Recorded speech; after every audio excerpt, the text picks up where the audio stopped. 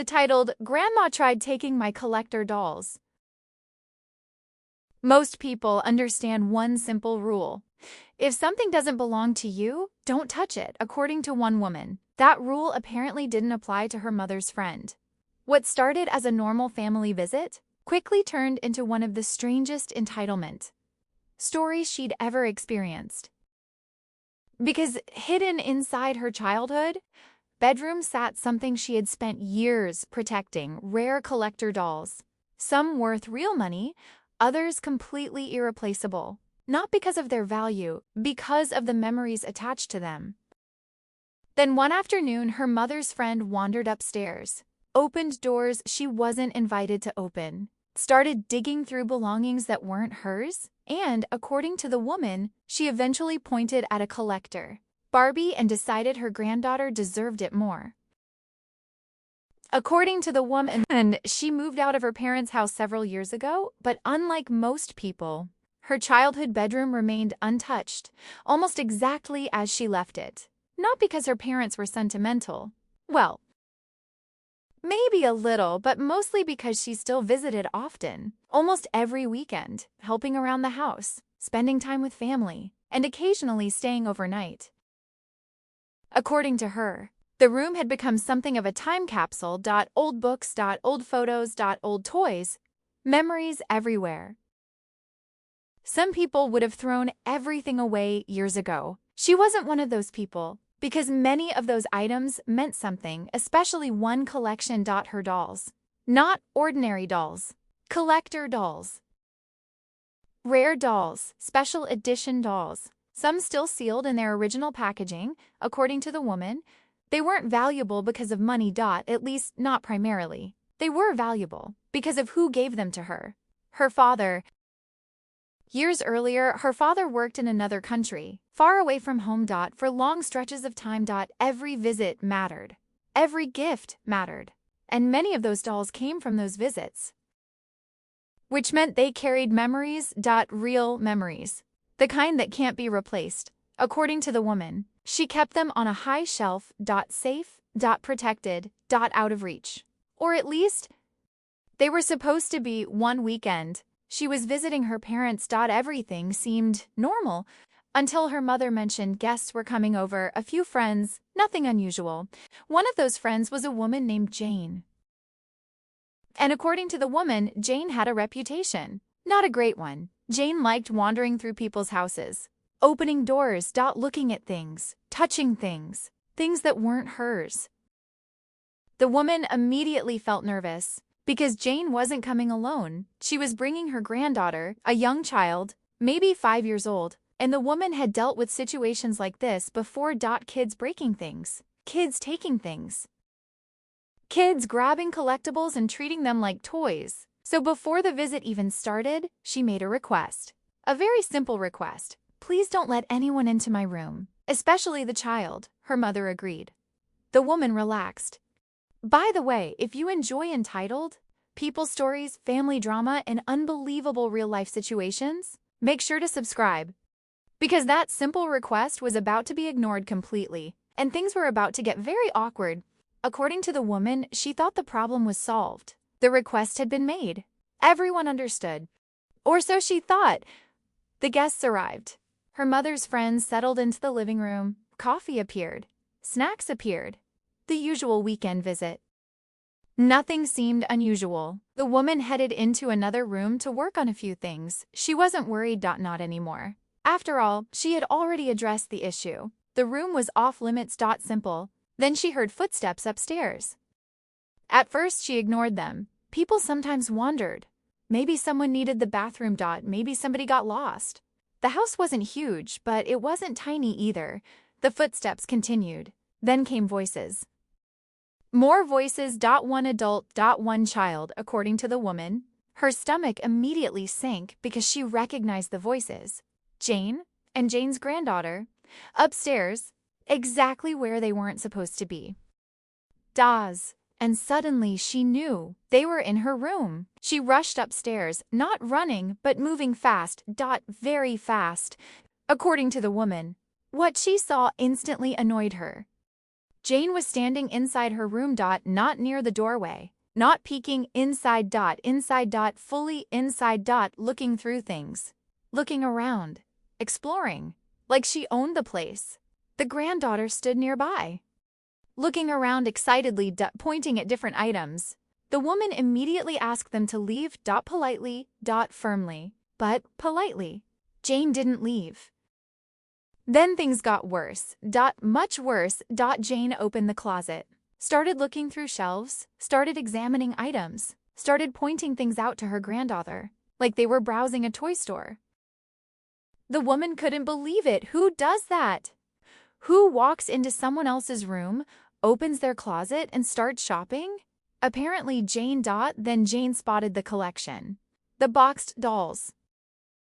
The collector Barbies, the rare editions. The dolls sitting safely on the shelf. According to the woman, she immediately knew where this was going, and she didn't like it. Not one bit. The granddaughter pointed upward, excited, very excited. She wanted the princess doll, the one still sealed, the one in perfect condition, the one worth the most sentimentally. Jane immediately reached for it. Without asking. Without hesitation. Without permission, she simply grabbed the box, lifted it down, and handed it to her granddaughter, according to the woman. That moment felt surreal, because Jane acted like this was completely normal, like she'd just grabbed a board game or a magazine, not a collectible. Not somebody else's possession, certainly not something with emotional value. The granddaughter immediately smiled, holding the box. Admiring it, already imagining playing with it. The woman stepped forward. And calmly explained, "No."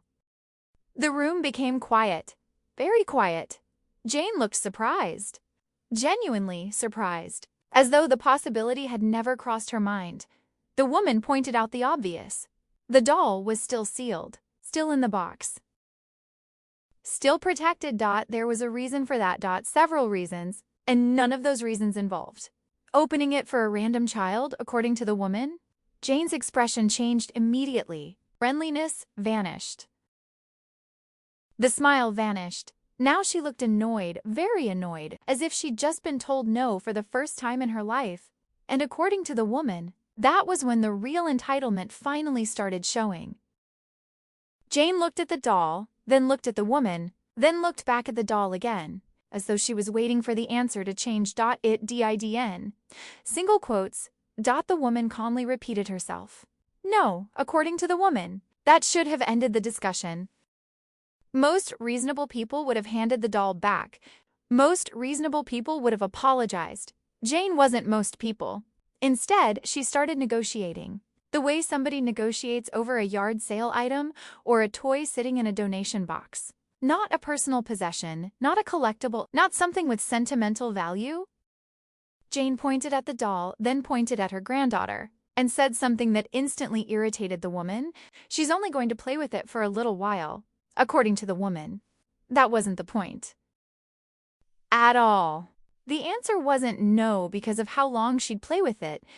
The answer was no because it wasn't hers. A surprisingly simple concept. Yet one Jane seemed unable to grasp. The woman explained again. The doll wasn't a toy anymore. It was a collectible. It stayed in the box. It wasn't being opened. Ever. Jane frowned. A deep frown. The kind of frown people make when reality isn't cooperating with them. Then she said something even stranger. It's just a doll, according to the woman. That sentence told her everything. Because to Jane, it was just a doll. To the woman, it was a memory, a gift, a connection to her father, a piece of her childhood, and those things aren't replaceable. The granddaughter, meanwhile, had become very invested. Very. She was still staring at the doll, still holding the box, still imagining opening it. According to the woman, she didn't blame the child. The child was 5. The child didn't understand. The child was following the adult's lead. The real problem was Jane. Because Jane kept pushing, kept arguing, kept acting as though she was entitled to a vote. She wasn't. Eventually, the woman reached for the doll and took it back, carefully, immediately checking the packaging, checking the corners, checking the plastic window, checking for damage. Fortunately, everything seemed fine. That should have been the end. Instead, the granddaughter started crying. Not a little crying. Full meltdown crying. According to the woman, it happened instantly. Tears.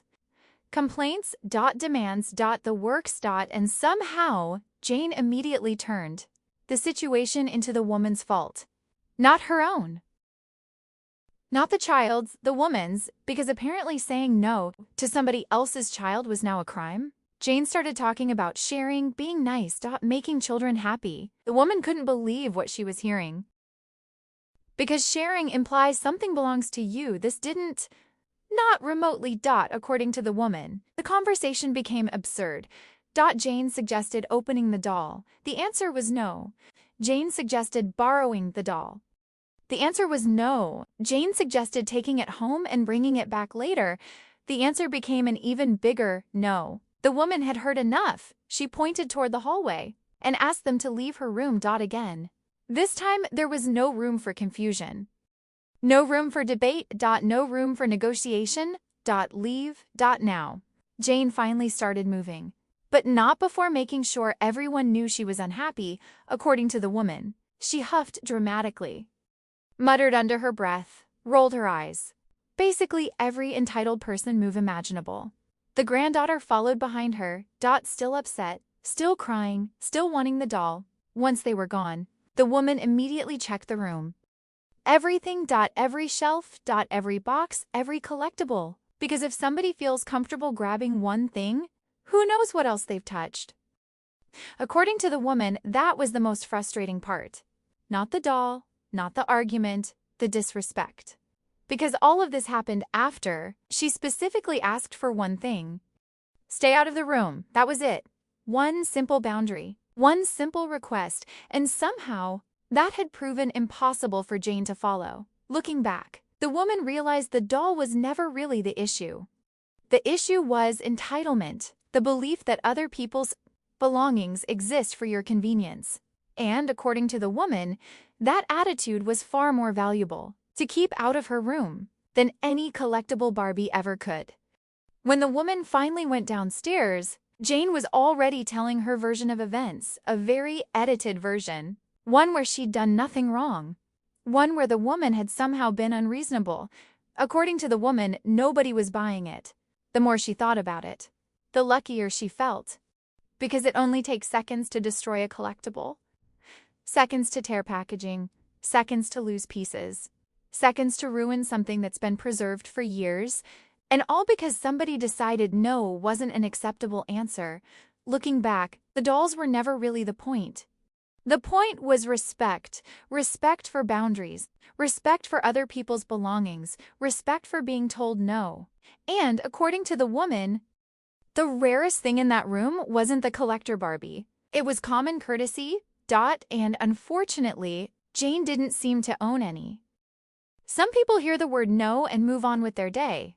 Other people hear the word no and immediately start looking for ways around it. And unfortunately, Jane clearly belonged to the second group because at no point was this ever about a doll. It wasn't about a toy. It wasn't about making a child happy. It was about boundaries. And whether those boundaries would be respected. The woman never offered the doll. She never suggested opening it. She never invited anyone into her room. In fact, she specifically asked for the exact opposite. Yet somehow, that simple request was ignored. Looking back, the most frustrating part wasn't the crying child. Children get upset, that's normal. The frustrating part was the adult, because adults are supposed to know better. Adults are supposed to understand that other people's belongings aren't theirs to give away. Adults are supposed to understand that walking into someone's private room and helping yourself to their possessions isn't normal behavior. And most importantly, adults are supposed to understand that no is a complete sentence. The saddest part of the story is that those dolls weren't valuable because of money. Sure, some of them might be worth a decent amount today, but that's not why they mattered. They mattered because of the memories attached to them. They mattered because of who gave them to her. They mattered because they represented moments that can never be replaced. And that's something entitled people never seem to understand when they look at your belongings. They only see an object. They don't see the memories, They don't see the meaning. They don't see the years attached to it. In the end, the dolls stayed safe. Nothing was damaged, nothing was lost, but the whole experience left the woman with a valuable reminder. Sometimes you don't need stronger locks to protect your belongings. You need stronger boundaries. But what do you think? Was the woman right to refuse the doll? Or should she have let the granddaughter play with it just to avoid the drama? Let me know in the comments below. And if you enjoy entitled people's stories, family drama, unbelievable real-life situations, and stories where entitled adults get told no, make sure to subscribe so you don't miss the next one. Thanks for watching, and I'll see you in the next story.